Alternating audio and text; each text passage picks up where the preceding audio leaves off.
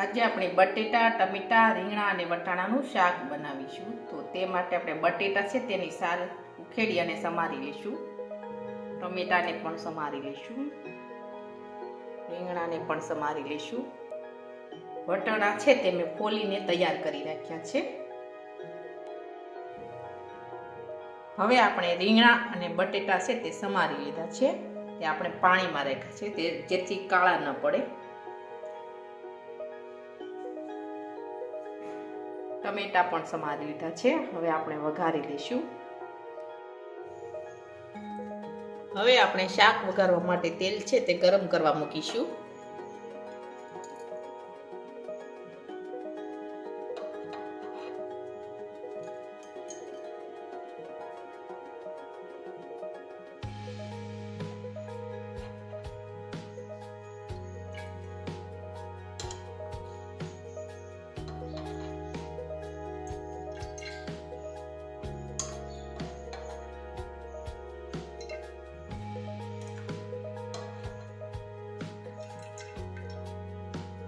હવે આપણે તેલ છે તે ગરમ થવા દઈશું. હવે તેલ છે તે ગરમ થઈ ગયું છે. હવે આપણે તેમાં રાઈ અને જીરું નાખીશું.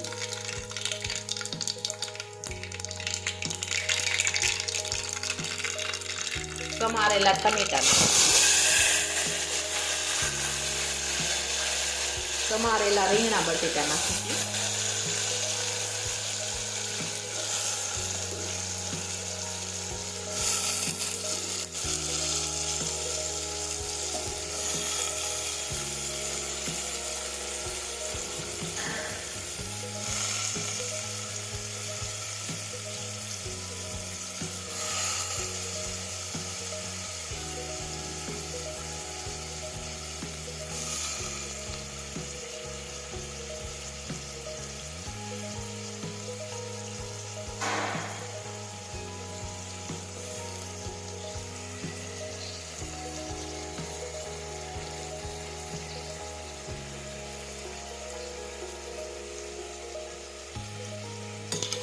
હવે આપણે આ રીતે ફેરવી દઈશું.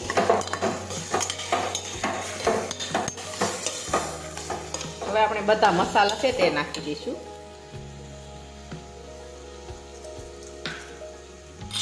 ખાંડેલી લસણવાળી ચટણી નાખીશું.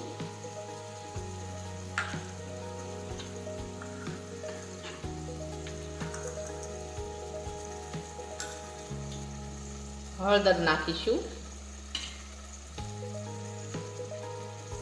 જીરું નાખીશું.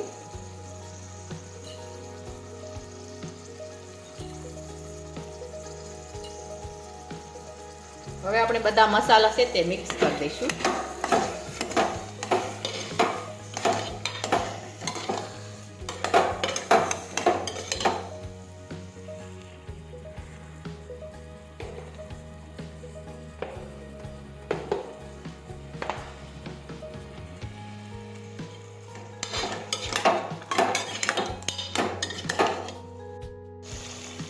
હવે આપણે ખાંડ નાખી દઈશું.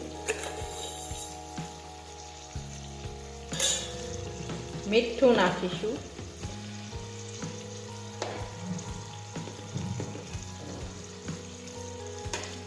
હવે આપણે લીલા વટાણા ફોલ્યા છે તે નાખી દઈશું. ફરી પાછું આપણે આ રીતે મિક્સ કરી દઈશું.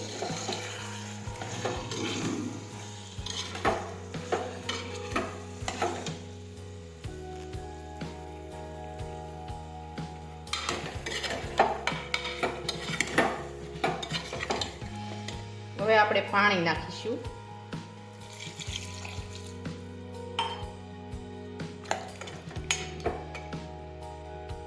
હવે આપણે કુકરનું ઢાંકણ છે તે બંધ કરી દઈશું.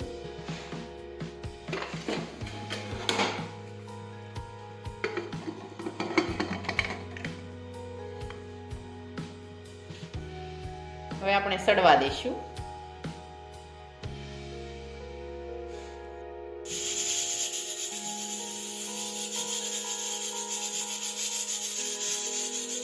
હવે આપણું શાક